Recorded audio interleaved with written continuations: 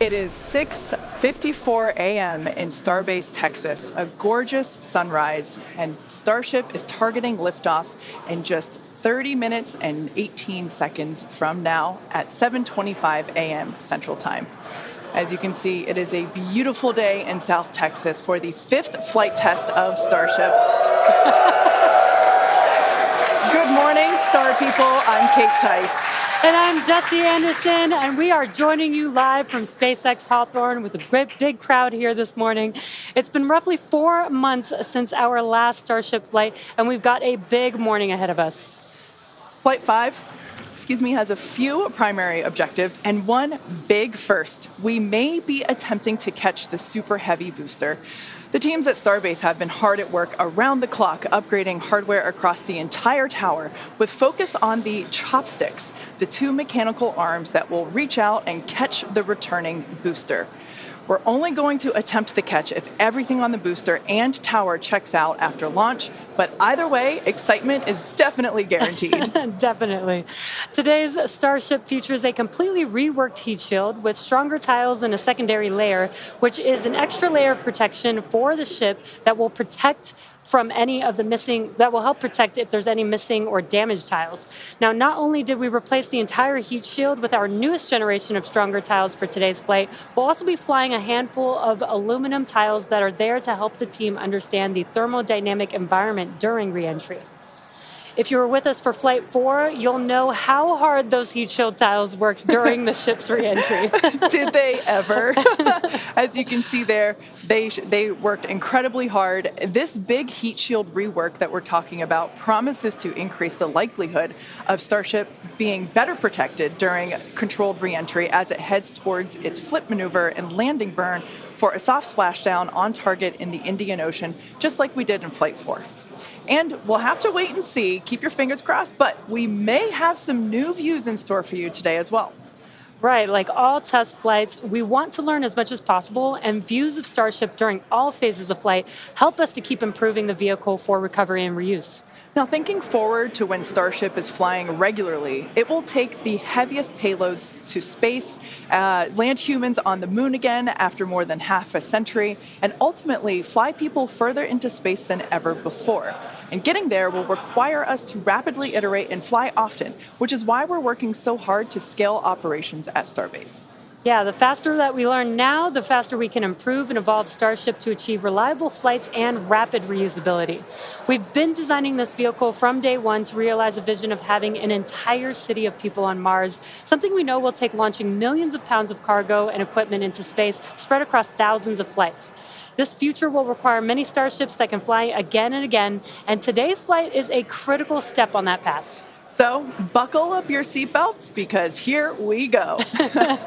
The moon and Mars are not nearly as far in the future as you may think. In fact, we're planning to send Starships to Mars as soon as 2026. You might be familiar with the Starlink logo, and there you can see it on your screen. It's an iconic representation of the Mars transfer orbit, also called the Hohmann transfer orbit. This is how fundamental Mars is to SpaceX. This transfer window, or a time when the Earth and Mars are the closest to each other, opens every 26 months and is only open for about 2 to 3 months at a time for a vehicle with Starship's power. And it just so happens that the next Mars transfer window opens in 2 years towards the end of 2026. Yeah, lining up a launch to Mars is similar to how we launched to the International Space Station, where we time launches to match the station's orbit. If we didn't do this, we'd need more propellant and more time to get there. Exactly. So the first opportunity that we have to fly Starships to Mars, we plan on doing it. These first flights to Mars will be uncrewed and will test the reliability of landing intact. If those landings go well, the first crewed flights will follow soon after. So it's safe to say it's all happening, and flights like today's are what's going to get us there.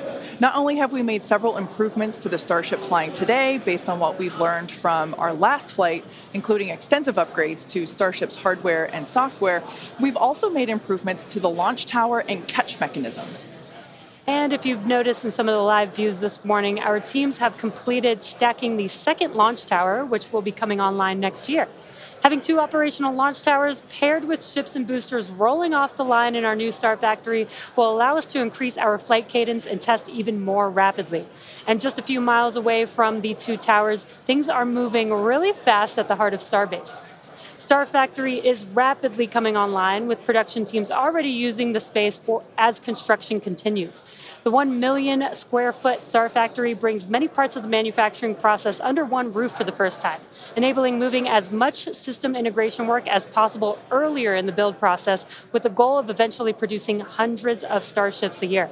That's crazy. It's such an impressive building. So, for example, teams can assemble an entire nose cone structure of a ship into a single piece and work on its internal systems all in one place.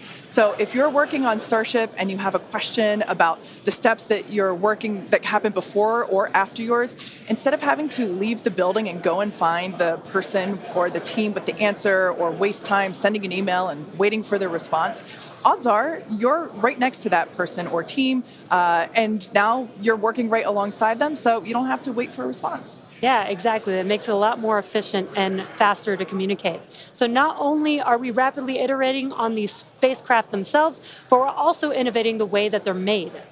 It's almost too much to keep up with.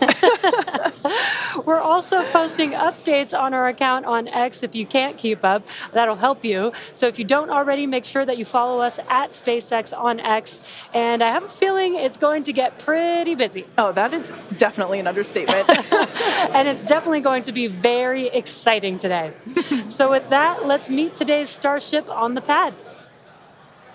Starship features 2 major parts, the ship, which has 6 Raptor engines, and the Super Heavy booster, which has 33 Raptor engines.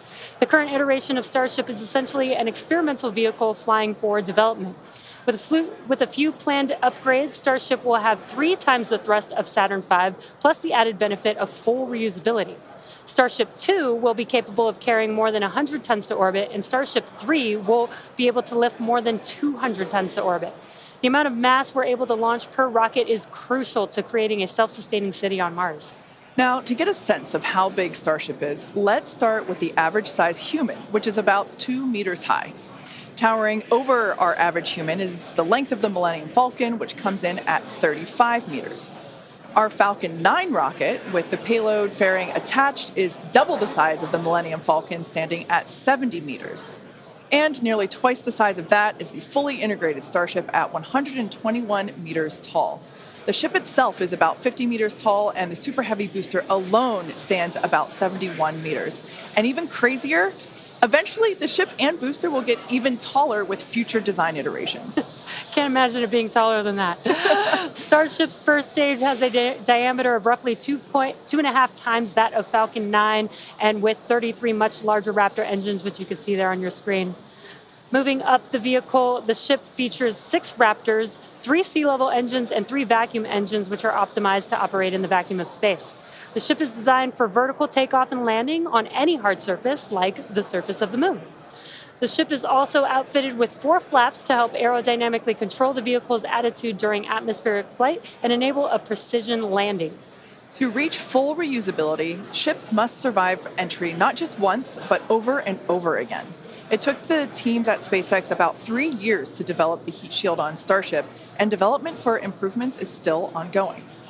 The ship's heat shield is composed of 18,000 hexagonal ceramic tiles designed to insulate the vehicle during atmospheric entry, where temperatures can be as high as 2,600 degrees Fahrenheit. And naturally, the tiles are designed for rapid reuse with no refurbishment between flights. As we mentioned earlier, today's Starship features a completely reworked heat shield with stronger tiles and a secondary protective layer. This promises to increase our chances of Starship making it through a controlled re-entry and hopefully a little more intact this time around. And in between our first and second stages is our hot stage, which we last saw in action on flights 2, 3, and 4. Speaking of, let's take a trip back in time and talk about that last flight. On June 6th, Starship successfully lifted off at 7:50 a.m. Central Time from Starbase, Texas, cleared the launch tower, and went on to accomplish several major milestones and firsts. As you can see there, Super Heavy booster lifted off successfully and completed a full duration ascent burn. I love the view of the sound waves there. Following separation, Super Heavy booster successfully completed its flip maneuver, boost back burn as well to send it toward the splashdown zone, and it also jettisoned the hot stage adapter, as you can see there. We don't have to jettison that adapter in future iterations because it'll be a different design. Now, as you can see here, the booster is returning back to Earth using those hypersonic grid fins to steer it towards a precise landing in the Gulf of Mexico.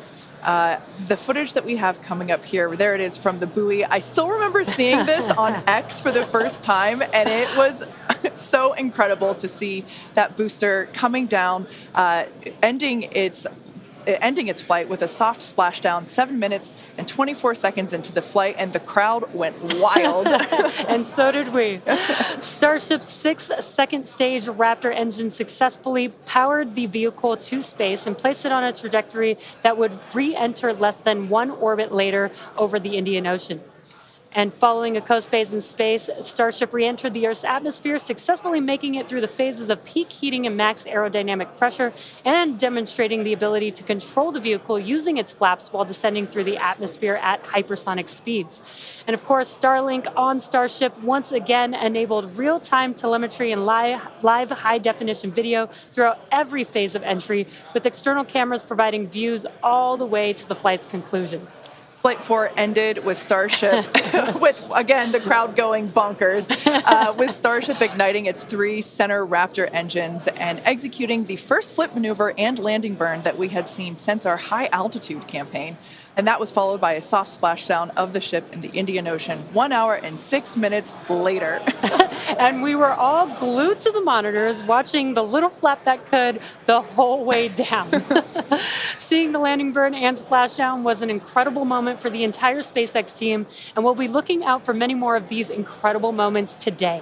All right, so while today's mission profile is similar to Flight 4, we got a couple new test objectives, including catching the booster back at the launch tower.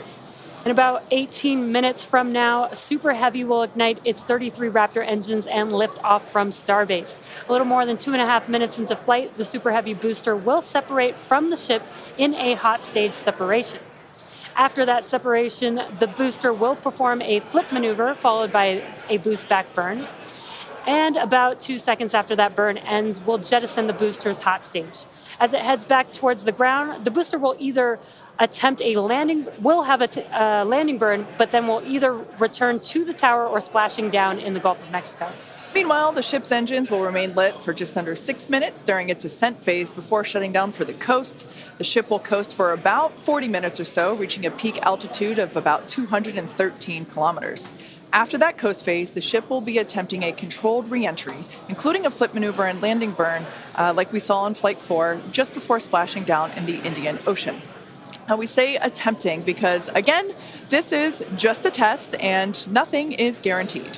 Except excitement. Well, of course there is that. Now, both the booster and ship have to contend with some extreme conditions on re-entry, which is where those heat shield tiles will be put to the test. For this flight test, we do not expect to recover any hardware from the ship. With the exception of Falcon, this is no different than what happens to most rockets flying today that are expended, meaning that they fall into the ocean after completing their mission. Eventually, we will return and reuse Super Heavy boosters and Starships as we do today with Falcon 9 and Falcon Heavy boosters. And in fact, we've landed Falcon boosters 352 times to date. Oh, man, I hear you say that number, and that is just wild. I still remember the night, or at least most of the night, that Falcon landed for the first time, and it still feels like yesterday. Yeah, definitely one of my favorite moments at SpaceX. And returning Super Heavy promises to be an even more impressive sight and a huge moment on the road to rapid reusability. Yeah, speaking of rapid reusability, future Starship designs will give Super Heavy boosters a lighter weight and integrated hot stage intended for full reusability, which will mitigate the need to jettison the hot stage like we'll do today. Similarly, even though ship recovery is not expected, the telemetry and data we receive all the way to the end is what we're what we're looking for, and is what will get us to a rapidly reusable Starship of the future. Yeah, exactly. In other words, just like previous Starship flights, the payload for this mission is the data. All right, now that we have a handle on today's flight test, let's check in with Dan, who is right in the middle of the action. He's just a few kilometers from Starship on the pad. How's it going, Dan? It's going great, Jesse. Welcome back to Starbase, everybody. It's been far too long. Little change of scenery this time. Right behind me is the Launch Control Center, where our flight controllers are counting down to our liftoff at 7:25 a.m. Central. We are a little bit later in our window. The main reason is we're working to clear out the range. Have not been tracking any technical issues so far to preclude that launch. So 7:25 a.m. Central, 12:25 UTC is what we're marching down to. As you can see, we're actively loading propellants onboard Super Heavy and Starship. Liquid methane for your fuel, liquid oxygen for the oxidizer.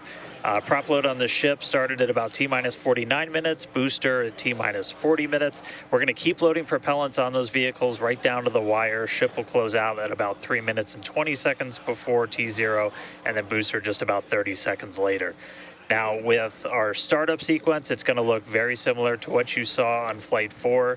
We already tested it with this booster and its static fire. We're going to see the Raptors start to make fire at about T-minus 3 seconds, and then we'll start them up in 3 different banks. The first inner 13 will fire, and then about a second later, 15 of the outer ring engines, and then about 0.8 of a second after that, those final 5. Another reminder, if we need to hold, we have a built-in spot at T-minus 40 seconds. We can hold for stuff like if we need to finish clearing the range or if any other technical issues pop up, just kind of in the last second. But if there's nothing holding us back, we're going to go right past that and go down to 0. So, I mean, as of right now, we're just under 14 minutes away from liftoff, not working any technical issues. Range is expected to clear. We're just clearing out a few more boats. And as you can see, the weather is perfect. We had 100% go for launch from the weather officer, so that was pretty unprecedented and something we really like to hear. If we're not able to go today, since we are loading prop, it would likely be about 48 hours before our next attempt. But good thing we're going to launch today. Really looking forward to being able to turn around and see it this time. Counting down to 7:25 a.m. Central, and I'll see you guys in a couple minutes. I'll send it back to you in Hawthorne. Thanks, Dan. Now, one of the most exciting objectives for Flight 5 today is attempting to return the booster to the launch site that you see right there, and it will be caught by the tower. We refer to this simply as booster catch. As you've heard us say, Starship and Super Heavy are designed to be rapidly reused, which is why we've developed a novel way of returning the vehicles that leverages the same hardware we use for stacking ahead of flight. Right now, when we recover our Falcon boosters, they either return to a separate landing zone on land or to a drone ship in the ocean, both of which require time to transport the vehicle back to the launch site. In order for us to achieve truly rapid reusability, we need a quicker turnaround, and you can't get much faster than returning the launch vehicle right back to the launch site where it needs to be in order to launch again. For today's booster catch attempt, while there are thousands of criteria that need to be met, there are 3 primary gates that will be in play. In order to proceed, automated checks have to indicate we have a healthy booster and a healthy tower, and the flight director must issue a manual command, which is informed by manual checks from the flight control team. If this command is not sent prior to the completion of the boost back burn, or if automated health checks show unacceptable conditions with Super Heavy or the tower, the booster will default to a trajectory that takes it to a landing burn and soft splashdown in the Gulf of Mexico. Now, thinking to the future when we're operational, after a booster returns to the launch tower, it will be inspected and reloaded with propellants and then ready to launch another ship to orbit. For today's test, however, we're only going to attempt the catch, like Jesse said, if everything on the booster and tower checks out after launch. And of course, we will let you know as soon as we know if it's a go. We're going to be listening very keenly for that call out. Now, as always, we accept no compromises when it comes to the safety of the public and our team. So to that end, the area all around the pad and the flight path are cleared well in advance. Exactly. A lot of things have to go right in order to line up the booster catch. So don't be surprised if we don't attempt the catch today. Either way, today's flight will generate data that will continue to inform our future flights and help us get to that operational cadence. Yeah. Oh, you can't forget what else it will generate. Are you thinking what I'm thinking? I mean, I was going to say a sonic boom. Oh, I was going to say excitement, but that's a really good reminder. Now, if we do make it to a catch attempt today, Super Heavy may generate a sonic boom upon its return. And that's basically a brief thunder-like noise that we hear when an aircraft or other object travels faster than the speed of sound. Anyone that has been in the area for a Falcon 9 land landing in Florida or California, or even some space shuttle landings, may have heard one of these. Generally, the only impact in those surrounding areas of a sonic boom is the brief noise, with variables like weather and distance impacting if or how the sonic boom is heard. Here's a brief look at how these sonic booms look and sound on Falcon. I know a lot of people will be excited when they hear the sonic boom. And these are going to provide quite a show because you're going to hear those sonic booms.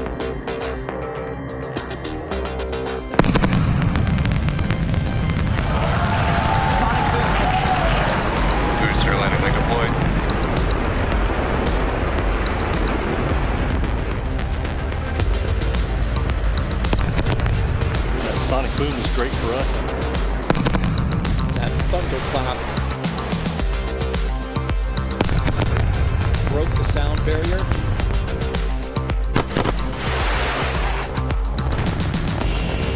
Side booster separation confirmed.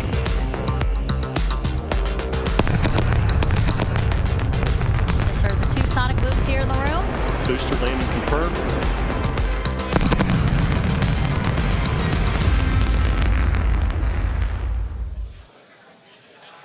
As our test flights continue, we plan to demonstrate ship-to-ship propellant transfer, which will be important in preparation for Starship taking astronauts to the moon as part of NASA's Artemis program.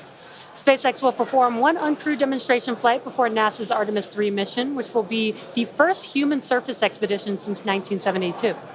Also, in preparation for missions to the moon and Mars, we're gaining tons of knowledge from our human spaceflight missions, including free flyer flights like our recent commercial astronaut mission, Polaris Dawn.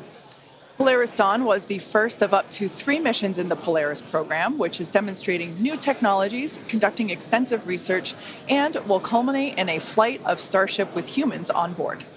After nearly 5 days in orbit, Dragon and the 4-person Polaris Dawn crew safely splashed down on September 15th off the coast of Florida, completing the first human spaceflight mission of the Polaris program. The Polaris Dawn crew performed some incredible firsts during their mission. Dragon and the crew reached 1,408.1 kilometers, the highest Earth orbit ever flown, and the farthest humans have been from our planet since the Apollo program. The crew also performed the first ever commercial EVA, or extravehicular activity. And as you can see there, they were wearing the new EVA suits that we developed here in-house. This was an incredible moment to see Jared and then later Sarah emerge and perform this EVA with Earth behind. Now, in addition to this incredible spacewalk, they also conducted about 36 research studies and experiments from 31 partner institutions, including NASA. And in addition to all of that, they also tested Starlink laser-based communications in space. The data gathered from Polaris Dawn missions is invaluable, much like the data that we're going to see after today's flight test of Starship. So we're coming down to T-minus about 7 minutes. Let's check in with Dan. Hey, thanks, Kate. So yeah, we're right at about 7 minutes away from launch. The main thing we are still working is that range clear. Again, we have to make sure boats, airspace, everything is cleared out of the way for our ascent corridor, basically the Gulf of Mexico, where we're launching through before we can actually launch. And so we're working on clearing out just a few more boats. We do have a window, remember. So if we end up holding at like a T-minus 40 seconds, we can hold for several minutes, allow those boats to get out of the way, and then we can launch. Our window is from 7 to 7:30 Central, so we don't have a huge amount of time today, but we do have some margin if we need to work with it to still get off the ground today. For now, though, we're coming up on finishing prop load on both vehicles. Header tanks are pretty much topped out on the ship. Those are going to be used for its landing burn. And again, we're going to be closing out all of the prop load at about T-minus 3 minutes, 20 seconds for the ship, and then just 30 seconds later for booster. One kind of cool thing to talk about, so the folks in launch control behind me, after liftoff, they're going to have some pretty special tasks today if we're going to go through with the catch. They're going to be doing some really detailed inspections just visually of all of the different tower systems, a lot of those things that we upgraded, just to make sure that we are in the right posture to actually proceed with the catch. So they'll be working kind of fast and furious behind the scenes to inform the flight director's manual command to send the booster back. So if we hear that command being sent, that's going to be just the roof's going to come off. That's going to be a really exciting moment. So otherwise, if we don't go today, as you guys talked about, there is a chance. And if we don't send the booster back, we'll do a landing burn and a splashdown in the Gulf. And then that's just another landing burn to gather more data, learn more lessons from, and then we'll come back and try the catch again on the next one. But as of right now, we're coming up on 5 minutes. There is a chance that we'll hold or extend into the end of our window, so don't be surprised if that ends up happening. But if those boats do get out of the way, we are just about 5 minutes away from launch. So I'll check back in just a moment, but back over to you, Kate and Jesse. Thanks, Dan. Our rapid iterative development approach has been the basis for all of SpaceX's major innovative advancements, including Falcon, Dragon, and Starlink. Today, we're testing hardware and systems, and we need to know how they perform under the most extreme conditions. We'd much rather find the bugs now during testing than later on when there's more on the line.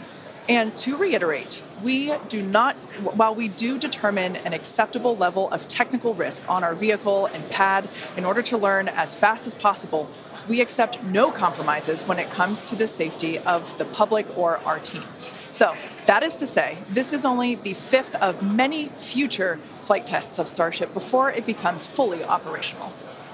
You might remember the Starlink panels that are incorporated into Starship, and you can see them there on your screen, those rectangular panels on Starship's nose cone. Starlink brings us the epic views in space and on re-entry, and also helps deliver us the critical flight data engineers need to continue development.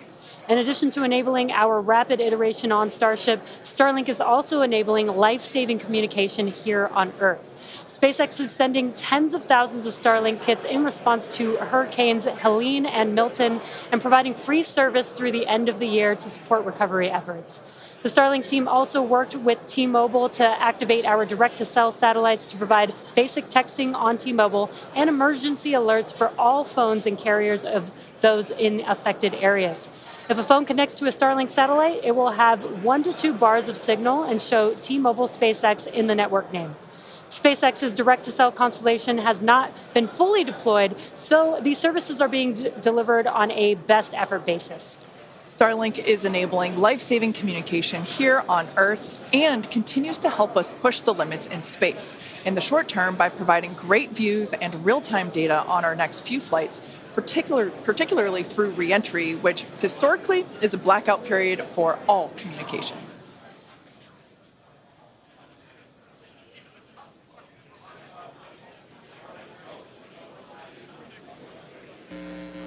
All right, so we're coming up on 2 minutes, 30 seconds away from launch. We were hearing like there was a pretty good chance we were going to hold at T-minus 40 seconds, but surprise, now it sounds like we might not be. So we are just a little over 2 minutes away, so a couple more things going to be happening. We did just close out our propellant load on the ship and the booster, so 10 million pounds of propellant on that vehicle on the pad here at Starbase, getting ready to go. We're going to start clearing out all of the lines that are basically pushing all of that propellant to the vehicles. Those get cleaned out or cleared out on the ground before we lift off. We're doing some final checks on the vehicle, the thrust vector control that we're going to use to steer it, as well as the guidance system doing its final alignment, just a lot of our final checkouts. But we are starting to hear that it looks like the range is going to be clear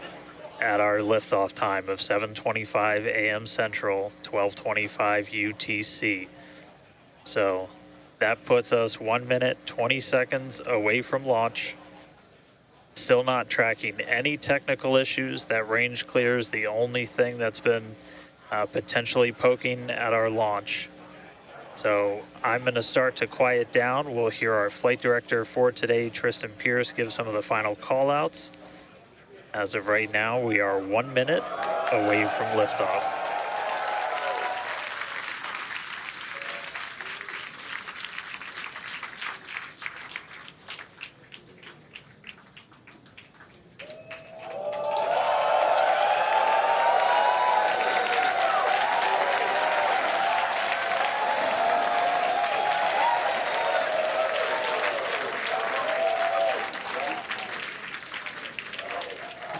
Flight directors go for launch.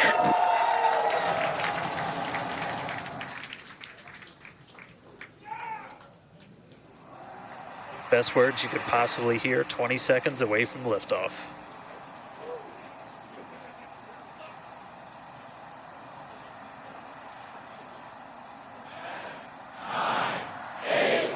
T-minus 5, 4, 3, 2, 1.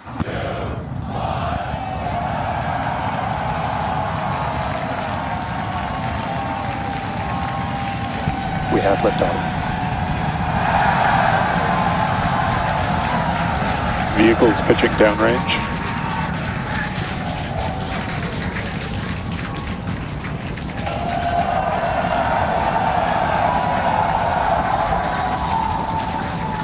Booster after chamber pressure nominal.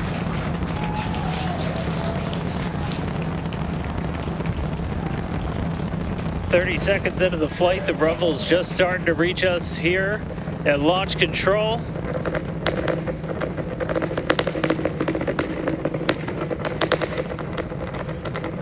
Booster and ship, That avionics is power, the telemetry sound nominal. of 33 Raptor engines.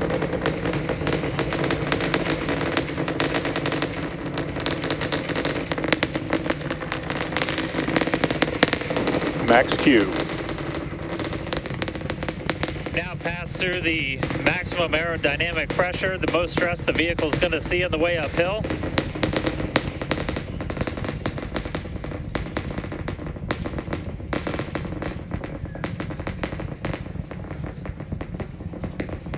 All right, our next major milestone coming up, it's going to be hot staging. We're going to see the engines ignite on ship to push it away from the booster.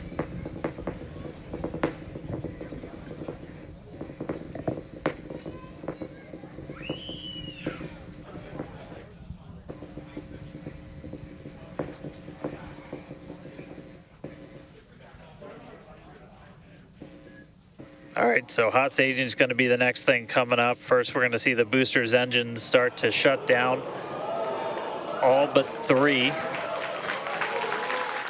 We're going to do what's called most engines cut off instead of main engine cut off, because 3 are going to keep going, and then we're going to see the engines on ship ignite.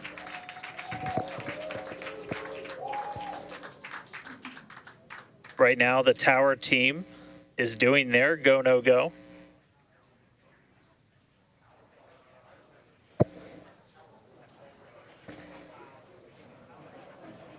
And we might hear some really good words soon, too. All right. Can still see it up behind me. That is one of the most gorgeous things I've ever seen in my entire life. Coming up on hot staging next. Ship engine There's startup. most engines cut off. Stage separation.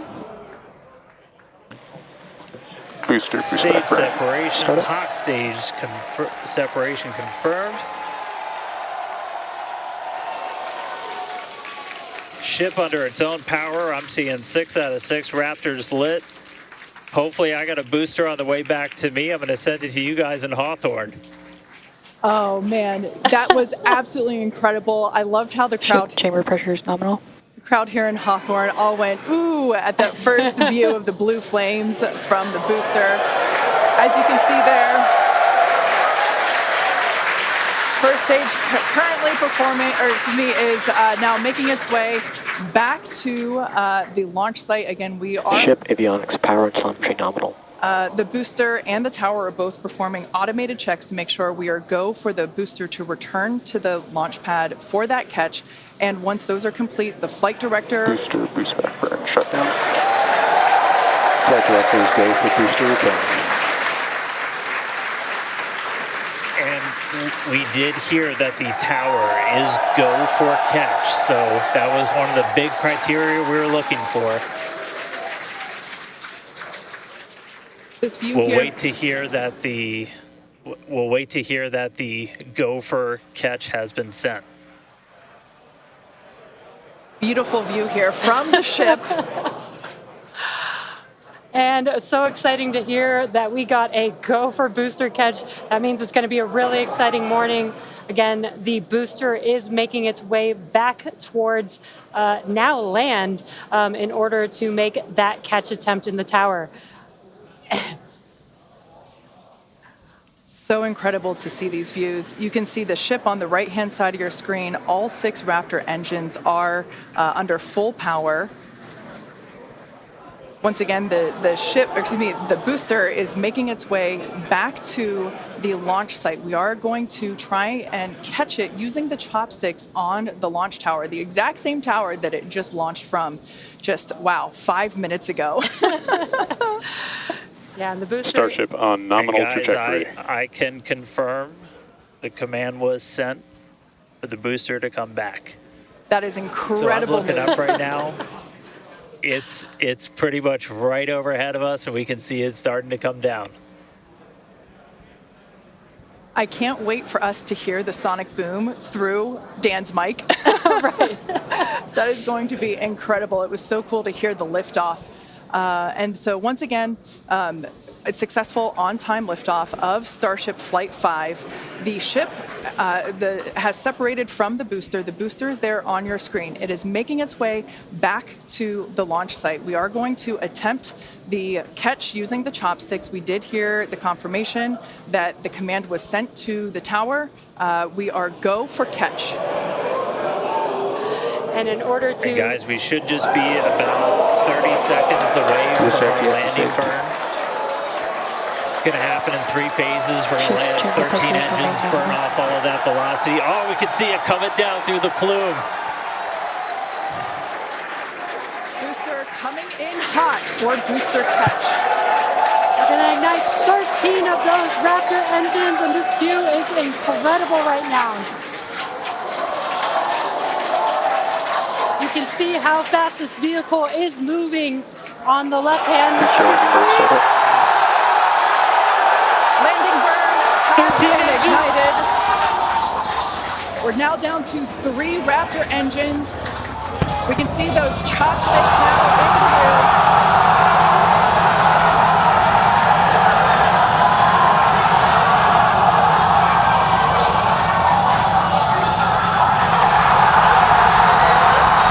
Landing burn shutdown. Mechazilla has caught the booster.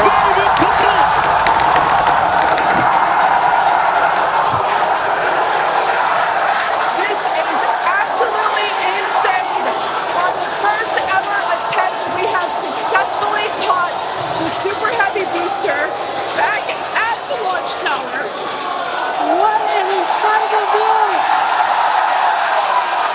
Are you kidding me?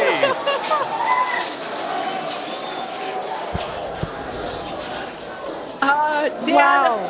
I don't know about you, but we're losing our stuff up Starship here. is turbo dead. Guys, I'm sorry. Like, even in this day and age, what we just saw, that looked like magic. Oh, wow. Dan, Wow. your view must have been insane. We are still going wild over here over this. Folks, this is a day for the engineering history books. This is a live view of the Super Heavy booster as it has just been successfully caught back at the very same launch tower that it just came from. Dan, I love this. You are reflecting exactly what everybody else here in Hawthorne, except maybe a little bit more because you got to see it with your own eyes. How was that?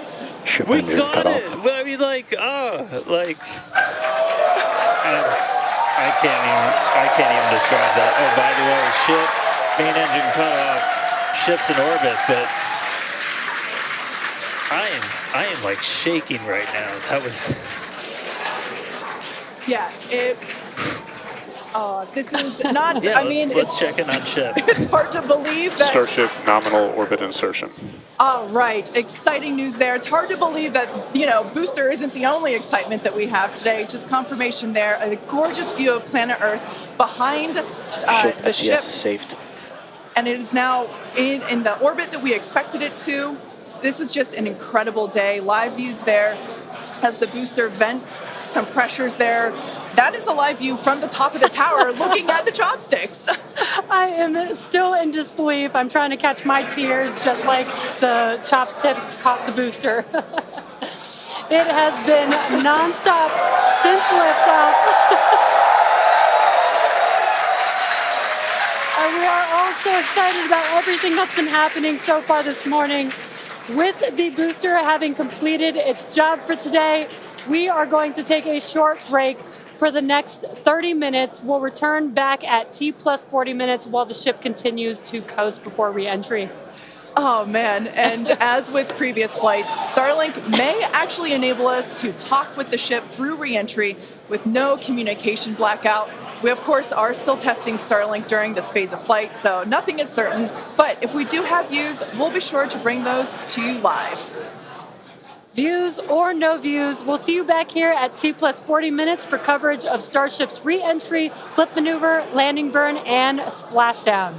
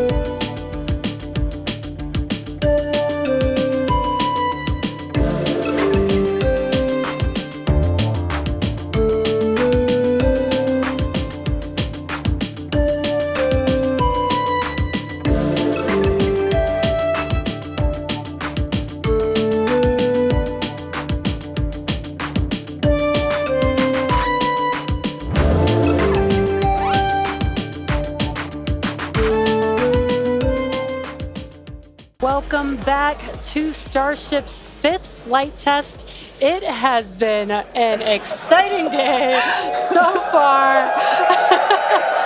Even the crowd here is still so excited. We lifted off from Starbase at 7:25 a.m. Central Time. The Super Heavy booster and ship had a successful separation, as well as a good boost back burn and good separation of the hot stage adapter. The Super Heavy booster then completed the landing burn with 13 Raptor engines igniting and slowing down the vehicle perfectly for Mechazilla to catch the Super Heavy booster for the first ever land recovery of the vehicle.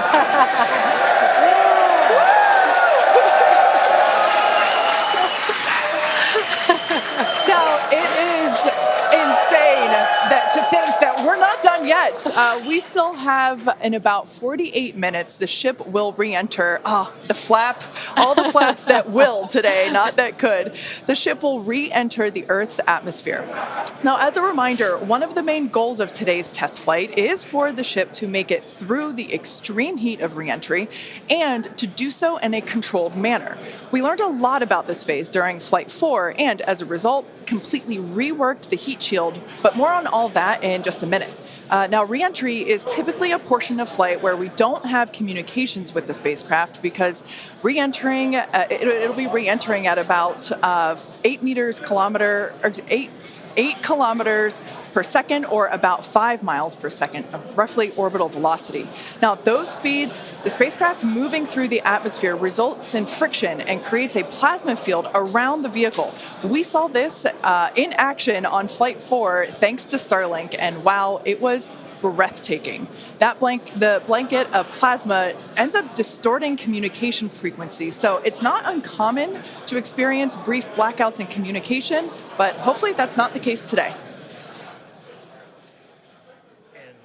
And Kate, that's where Starlink has just kind of been just the unsung hero and the MVP of this test campaign. I mean, it's able to give us data, not just awesome video, but also data in real time as we're going through reentry. I mean, this is something that throughout the history of spaceflight just hasn't been possible. And this is an environment that is so unforgiving, so hard to model, so hard to understand. And for the first time ever, we're able to literally watch as it unfolds in real time, get that data in real time. And we're able to do that with Starlink. And it's great for us because we get to see something. We get to see the greatest light show on the planet or off the planet. But what it means for this program, we're able to learn tremendous amounts about our heat shield, our angle of attack, everything that we're doing as we're coming in through the atmosphere at hypersonic speeds. And it's, you can't just thank it enough. And also, special shout out, you're going to see some additional flap camera views. We've got a really amazing team of avionics, cameras, electronics, software people who made all that possible. And so hopefully they're going to give us an even better show on the way in today as we're coming in at about 5 times the speed of sound. Yeah, those flaps, Dan, that you see there, that's what's helping. Starship is in a good attitude for entry, approaching the entry interface. And some good call-outs there, preparing for re-entry for Starship. And again, that's what Dan was mentioning, those flaps on the vehicle. And if you've been watching us for the last few minutes, you could see that the flaps were rotating around and helping orient the vehicle as it prepares for the beginning of re-entry today. Yeah, exactly. Re-entry will be enabled by that heat shield that you see on the bottom half. That heat shield is made up of 18,000 hexagonal ceramic tiles, and they are designed to insulate the vehicle during atmospheric entry. At that point in time, temperatures can be as high as 26,000 degrees Fahrenheit or about 1,400 degrees Celsius. The design itself also permits for rapid reuse with no refurbishment between the flights. And fun fact that I think is just incredible in terms of scale, but the heat shield alone on the ship has a total mass of 10.5 tons, which is crazy because these things are really lightweight. They're made out of ceramic. We have a couple of them here. The one that I'm holding is used on flat surfaces, as let's see if we go that way, because as it's flat. The one that Jesse has is kind of more what you see there on the side. Yeah, exactly. And having these different shapes, the flat version and the curved version, allow us to cover a lot more of the surface area of the vehicle. Again, we need to protect every portion of it. So even those curved surfaces, and especially the hinge area, if you watched Flight 4, is really what we want to make sure that we protect. And yeah, Kate, these are very, Super very lightweight.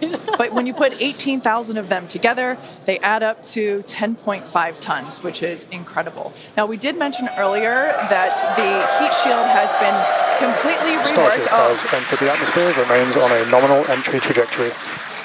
We can start to see that plasma now starting to build up on the side. It's not quite full plasma yet, but we are starting to see that color indicate that the heat is building up on the heat shield. Yeah, this is such a cool sight to see because you really never really have gotten to see this live before Flight 4. Yeah.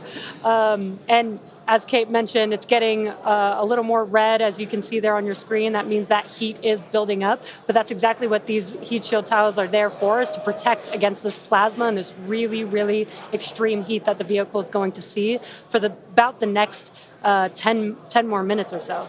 Yeah, so the ship will attempt to light the 3 center Raptor engines, and those are the engines that can gimbal or maneuver or point, and they do that to help flip the ship until the engines point down so that it can land using the Raptor's thrust in the ocean. So that will happen after we get through this re-entry period. Again, now starting to see. And we also might start to see the flaps actuate a little bit here as the vehicle controls its roll during re-entry. That was one of the main learning points from Flight 3 was the roll control didn't work quite as well as we wanted it to. We learned that we needed some redundancies. So we added more roll control thrusters, and we'll see those in action as well today, as that was a Flight 3 learning that worked better on Flight 4 and still enabling that same design today.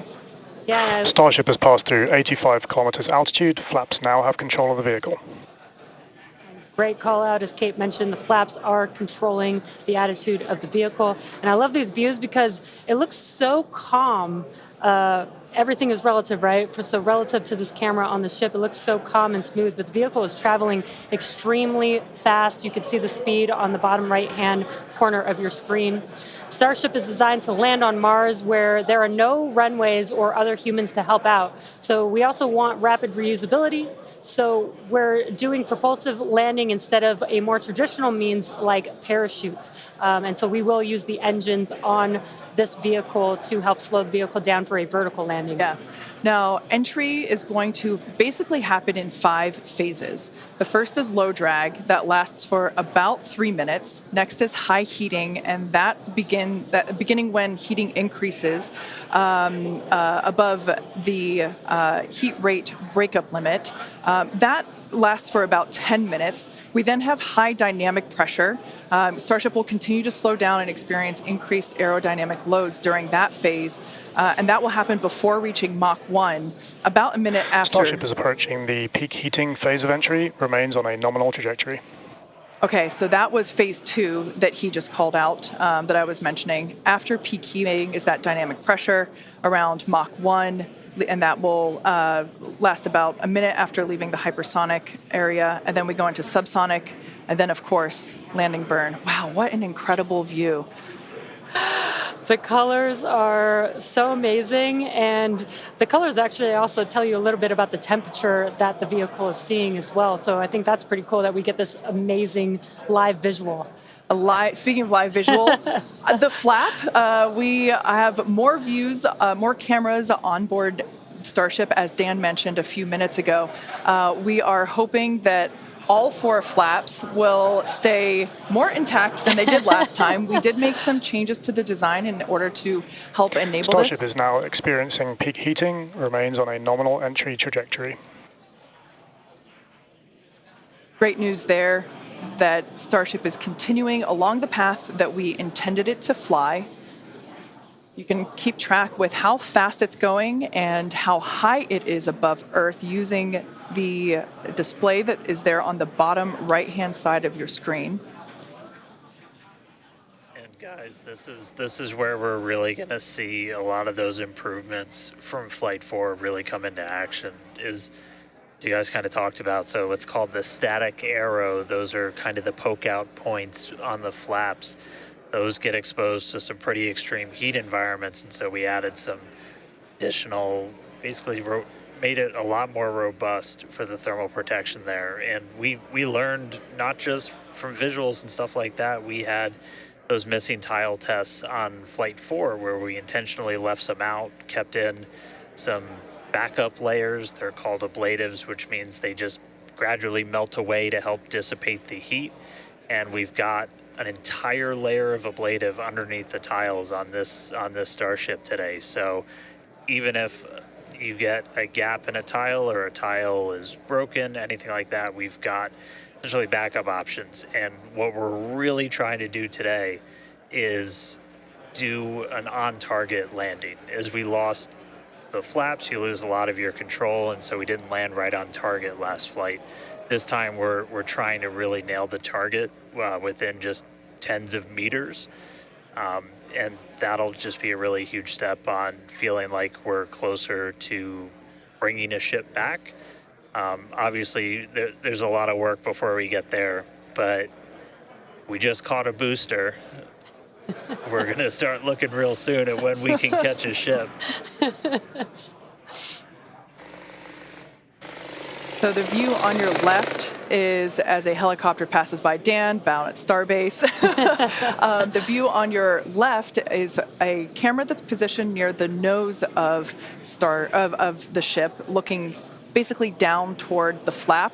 The view on the right is looking perpendicular to the flap. So we're looking basically bird's eye view onto the flap on the left-hand side, and then a worm's eye view from the side with that view on the right. Yeah, sorry about that, guys. Maverick just buzzed the tower. He might be coming back, so. Now, these views brought to us by Starlink. It's incredible that we have this high-definition capability. In fact, that view on the left... Starship is now halfway through the peak heating phase of entry, remains on a good trajectory. So great news there, hearing that we're about halfway through the peak heating phase. Like I said earlier, this lasts roughly 10-ish minutes. And we did hear earlier that the flaps have control of the vehicle, so also good news there. It is incredible that we've basically had views the entire time. Right, yeah. Thanks to Starlink. My memory did black out a little bit after booster catch, so I think we had views. But all through the coast phase, we had some beautiful views of planet Earth behind the ship as it was in its orbit. Yeah, and I also do want to point out on your right-hand screen, we've got a more encompassed view of the flap. As we watched in Flight 4, the hinge area was the area where we got a little bit of that burn through. This view, this new camera view on the ship will help us be able to visually see more of what's happening in that area. And again, we have improved our heating tiles, and so hopefully we've protected the hinge a lot better this time. Landing chill has started. But again, these views are additional to the data that we get on these flight tests that help enable us kind of put the data that we get in the computer to the visuals that we see and try and align those and use that for improvements in the future. Now, we heard a call out there saying that engine chill has begun. This is an indication that we are starting to flow a little bit of the super cold liquid oxygen through the hardware, through the Raptor engine, specifically the turbo pumps, to help ensure that the hardware is at the right temperature before we give a full push, a full flow of propellant at engine startup. So all of that to say, we are getting closer to the landing burn. We definitely are. And again, if you look at the bottom right hand of your screen, you can see the altitude that the ship is, and it has been slowly making its way closer and closer to Earth. We're currently at about 63 kilometers from planet Earth, and you'll see that number trend lower and lower as we get closer and continue through this reentry. Yeah, this is going to go on for a little, actually a while longer. We have about 10 minutes or so, roughly, before we execute the landing, the ignition for the landing burn, starting with the landing flip. So we're making a controlled reentry. This is one of the primary objectives for Starship today, is to demonstrate another controlled reentry, even more controlled than what we saw on Flight 4. And so far, that is looking good.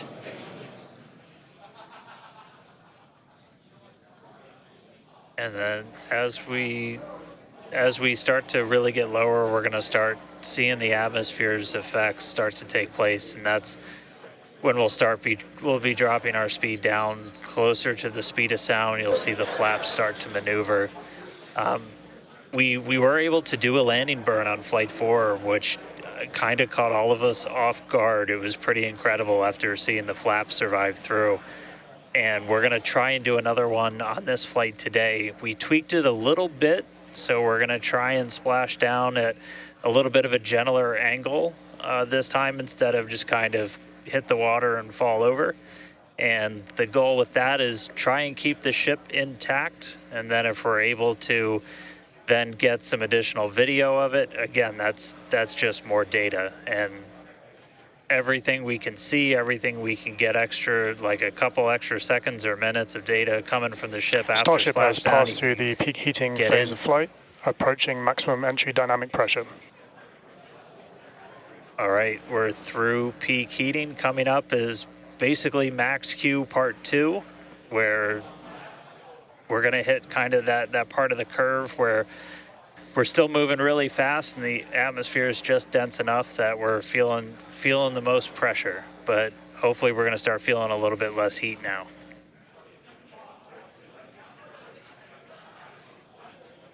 Looks like we got more views of each of the flaps on the ship as it's making its way back down to Earth. And we did pass through peak heating and still got really good views throughout that whole period. Typically during the highest heat on the vehicle, we tend to build up a lot of plasma, and that's typically when we would lose connection or views of the vehicle. But again, with Starlink, we were able to get some live views throughout that entire process there. And we're coming up, we'll start hearing a couple more milestones in about 4 minutes or so, when we start getting down to like the transonic, the subsonic, when we're starting to move closer to and beneath the speed of sound. And I mean, we're getting live views, we're getting live data. We've got a couple additional tests on this one today where we left off some missing tiles again to test some additional backup layers. We also have, I don't know if we can still quite see them in this view, but you may have noticed we had some kind of silvery looking tiles on Starship as well. And those were pretty much standard tiles, but they were wrapped in aluminum. And it was a pretty simplistic, straightforward one where aluminum starts to melt at roughly the same temperature where steel starts to lose its strength, not necessarily melt. And so if we see stuff melting, we know what our steel is going to be exposed to. But yeah, 59 minutes since launch, should be coming up on transonic and everything just about 3 minutes. Now the views here, we have coverage of all 4 flaps. We can see, so for those that perhaps didn't catch a glimpse of the vehicle before liftoff, there are 2 flaps at the forward end and 2 flaps at the aft end. The larger camera view that is there on the right-hand side of your screen, that is a view of one of the aft end or the bottom end flaps. We can start to see some heat buildup and peeking through on one of the flaps there in the top left-hand corner of your screen.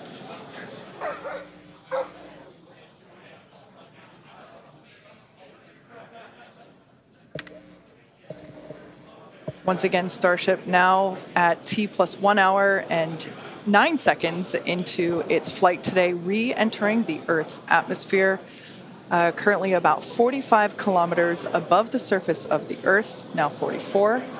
We are targeting a soft splashdown in the Indian Ocean, about, northwest-ish of Australia, and we are attempting to, as we did on Flight 4, perform a flip maneuver as well as Starship is at maximum entry dynamic pressure, remains on a good trajectory. All right, so that is great news there. Like Dan said earlier, this is basically max Q part 2. So this is the greatest amount of aerodynamic loads that the vehicle will experience during its flight. It's coming back through the Earth's atmosphere. It was above the Earth's atmosphere in space where there was no friction. We can obviously see heat as evidence of that friction buildup. The atmosphere is actually helping to slow the vehicle down. If you're watching the telemetry in the bottom right-hand corner of your screen, you can see that speed decelerating rapidly.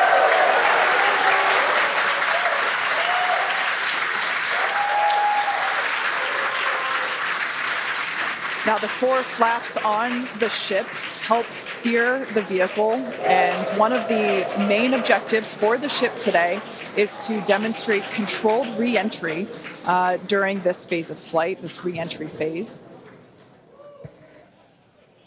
Yeah, and we have 6 engines on ship, but we only need 3 of them, the 3 sea-level engines.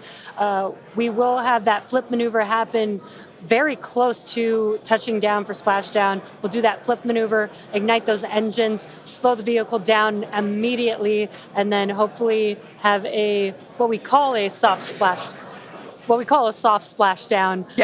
in the water. It's probably going to feel a little bit harder on the top of the surface of the water, but it'll look pretty gentle. Yeah, and like we said earlier, we hope to have some more views, even of that phase of the flight. So fingers crossed that we can we can bring those to you. We are hoping to splash down softer than we did last time on Flight 4. Right now, Starship continuing to make its descent back to planet Earth. Starship is at Mach 2, remains on a good trajectory. All right, great news there. That tells us that the vehicle is traveling twice the speed of sound.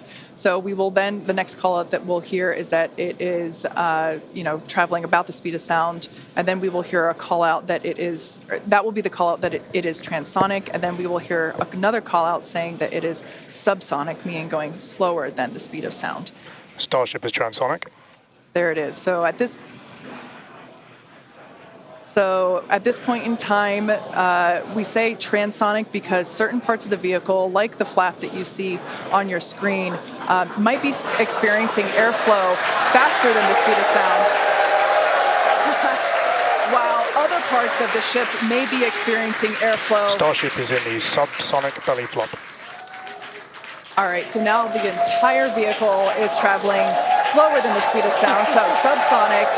The crowd here at Mission Control Hawthorne also getting excited, just like us. We're awaiting a water landing. We are going to reignite the 3 engines to perform that flip maneuver, and we're basically about a minute and a half, away from the landing flip. Yeah, the crowd's getting excited here as we get closer and closer to splashdown. Again, just about a minute away from the expected splashdown, so we should see a lot happening coming up here shortly. We're currently having a view of one of the flaps, and it is a little bit dark on your screen, but hopefully we'll get some good views of the ship as it makes that flip maneuver and touchdown for splashdown. Yeah, guys, we saw that speed drop like a rock. So we're doing a belly flip right now, or a belly flop right now. That's what's kind of, if you saw the high altitude campaign, that's the unique thing about how Starship comes back. So we've bled off pretty much all of the speed we're going to. We're essentially at terminal velocity. Starship is at 5 kilometers altitude, remains on target. Five to go, coming up soon, landing burn.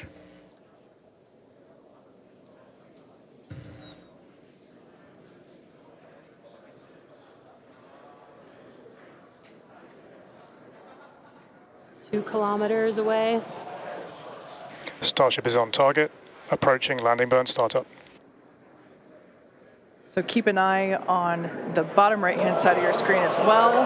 That will be the indicator when the Raptor engines ignite, if we are unable to see that illumination ourselves. Landing burn startup. What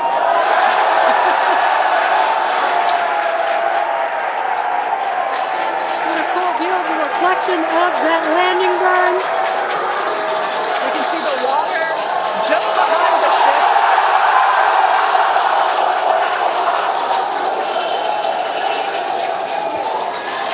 Starship has landed. An incredible view. I think it is safe to say we have a ship in the water.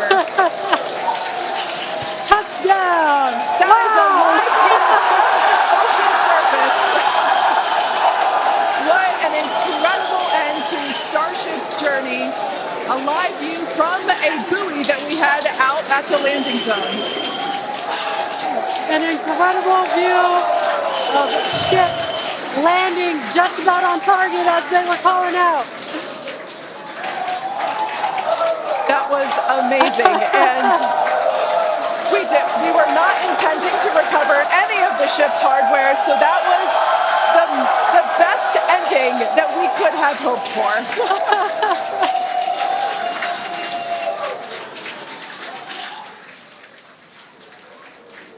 Man, I don't think we're going to be able to get a ton of extra video of the heat shield, but we hit the target. We hit the target. Yeah. I mean, you know we hit the target because we had these buoys placed in a pretty specific spot, so wow.